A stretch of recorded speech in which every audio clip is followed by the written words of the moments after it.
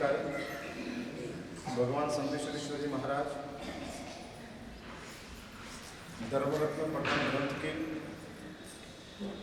जिसने रचना की है शांतिश्वरेश्वर जी महाराज धर्मरत्न प्रकरण ग्रंथ में प्रवेश करने वाले धर्म के अर्थी जो जीव है, मानव जीवन को जिसने प्राप्त किया है और मानव जीवन को प्राप्त करने के बाद जिसको मानव जीवन का मूल्य समझ में आया। धर्म बहुत स्पेशियस चीज है और इसलिए शास्त्र में बताया है पुण्य से मिलने वाला धर्म वो धर्म नहीं है, वो संगना है। पात्रता से मिलने वाला धर्म धर्म। हाँ, दो तरीके के धर्म रहते हैं, एक पुण्य से भी प्राप्त हो जाते हैं, एक पात्रता से भी प्राप्त हो जाते हैं। मैंने एक बार इस बात की थोड़ी बात बताई थी, फिर से इस बात का आज उल्लेख करता हूँ। शास्त्र में ऐसी बात आती है, गति आगति का प्रकरण शास्त्र में बताया है। दंडक सूत्र का जिसने अभ्यास अर्थ के साथ किया हो उसको पता है गति और आगति। मैंने इनकमिंग आउटगोइंग, गति और आगति की आज की परिभाषा में मुझे दो शब्द देना हो, इनकमिंग और आउटगोइंग। तो मनुष्य जीवन में जो आता है और किस योनि में से मनुष्य जीवन में किस जीव आते हैं उसको आगति कहते हैं, आते हैं। और वैसा ही ठीक उल्टा मनुष्य गति में से मानव मरकर कौन सी गतियों में जाता है उसको गति कहते हैं।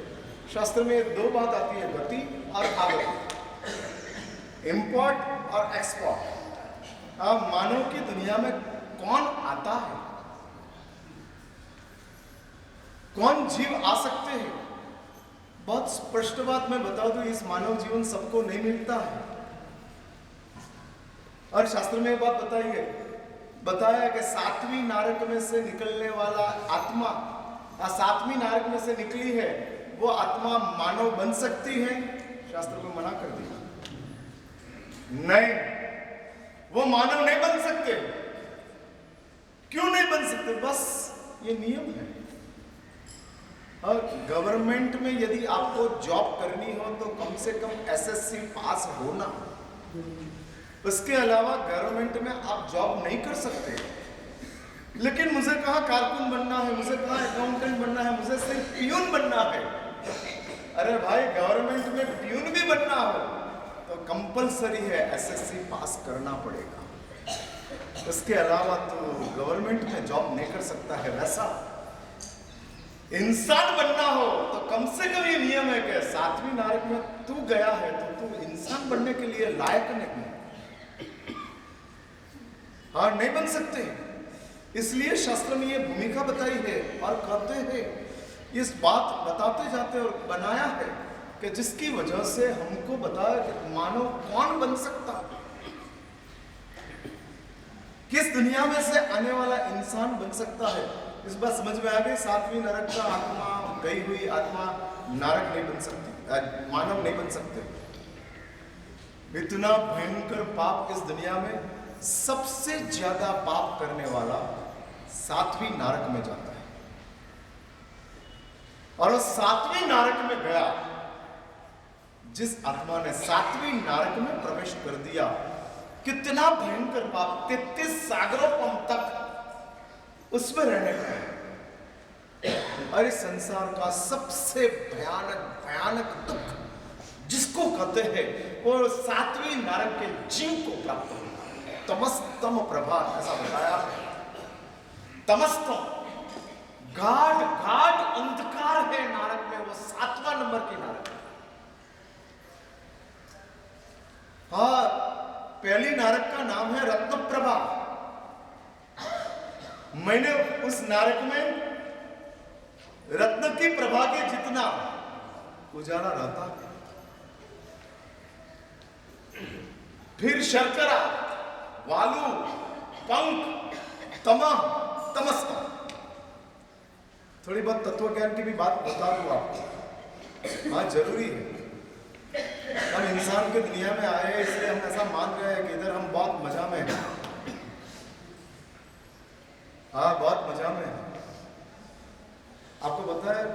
स्टेशन के ऊपर लॉक रूम रहता है, वेटिंग रूम रहता है। एयरपोर्ट के ऊपर वेटिंग लॉन्च रहती है, हाँ एयरपोर्ट के ऊपर। लेकिन वो एयरपोर्ट के ऊपर रही हुई वेटिंग लॉन्च जो है उसमें कब तक बैठने का? शांतिलाल जी, हाँ जब तक फ्लाइट आए, हाँ जब तक फ्लाइट नहीं आवे तब तक। वैसा लॉक रूम में आपका सामान कब तक रहेगा? आप बोलो 5 साल तक मुझे लॉक रूम में सामान रखना है। तुम्हारी दूसरी ट्रेन जब तक तुम नहीं पकड़ते हो तब तक लॉक रूम में आप आपका सामान रख सकते हो। बाद में दूसरी ट्रेन मैं जरा वापस आता हूँ 2 दिन के बाद, और इधर से लॉक रूम में से मेरा लगेज लेके जाऊंगा, नहीं होता है। और इधर से उठाओ लगेज उठाओ। ठीक वैसा हम सब इंसान की दुनिया में आए हैं, लॉक रूम में आए हैं या तो वेटिंग लॉन्च में बैठे हैं। हाँ, मृत्यु के बाद वापस कोई दुनिया में जाने का है।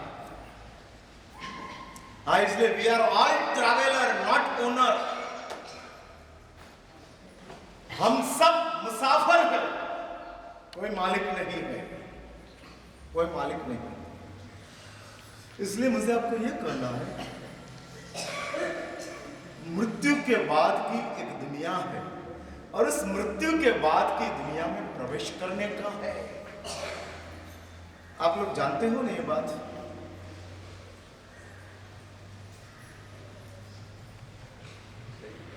पूछ रहा हूं, मैंने ये बात बताई है। और इस मृत्यु के बाद की दुनिया में प्रवेश करने का कोई कंफर्मेशन नहीं, कोई अंदाज? कंफर्मेशन छोड़ दो, अंदाज। हाँ, एक कंफर्मेशन होता है, कंफर्म तू जाएगा।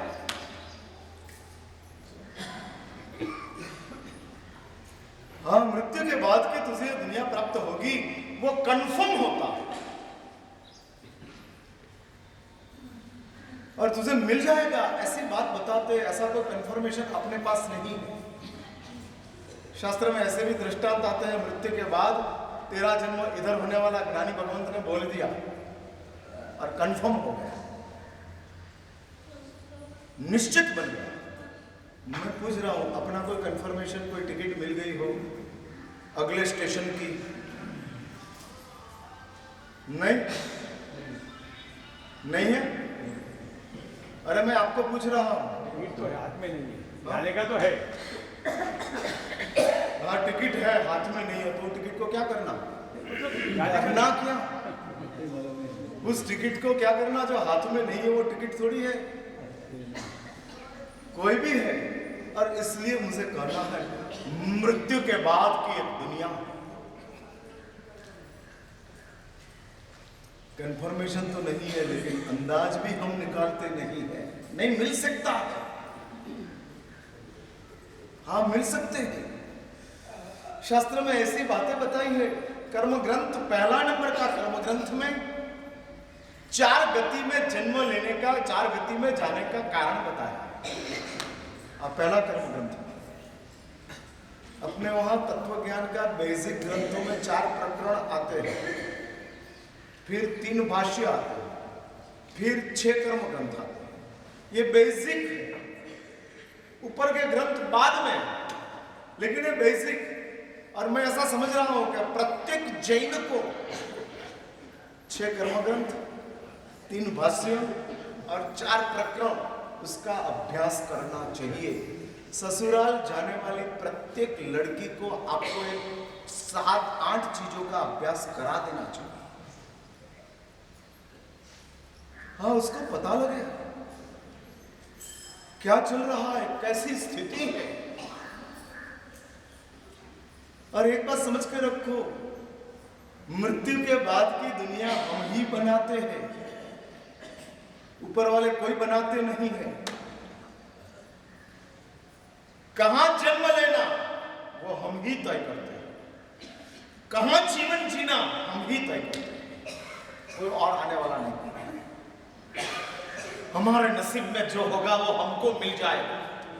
मरा सब अभी उसकी क्या चिंता है। बराबर है मेरी बात? जो कर्म में लिखा होगा वो होगा। और हम हाथ खड़े कर देते हैं, हाँ जो कर्म में लिखा है वो हो जाएगा। अरे भाई, कर्म में लिखता कौन है? कौन लिखता है? कोई ऊपर वाला? यमराज का असिस्टेंट चित्रगुप्त लिखता है? नहीं, इसलिए कर्म में लिखने वाले भी हम और लिखी हुई चीज को भोगने वाले भी हम। हाँ, एग्जाम देने वाले भी हम और रिजल्ट पाने वाले भी हम। जिसने एग्जाम लिखी है वो रिजल्ट लेता है। और आगे जाकर मैं ये भी कह सकता हूं कि एग्जाम देने वाले हम हैं तो रिजल्ट बनाने वाले भी हम हैं। दुनिया में रिजल्ट लिखने वाला दूसरा होता है, रिजल्ट पाने वाला दूसरा होता है। हाँ, लिखने वाला रिजल्ट को प्राप्त करता है, दुनिया में है, लेकिन रिजल्ट देने वाला और कोई है। इधर कर्म महासत्ता रिजल्ट लिखती नहीं है, हम ही रिजल्ट लिखते हैं। कर्म भी तेरा, रिजल्ट भी तेरा, सब तेरा। इसलिए एक बार समझ कर रखो।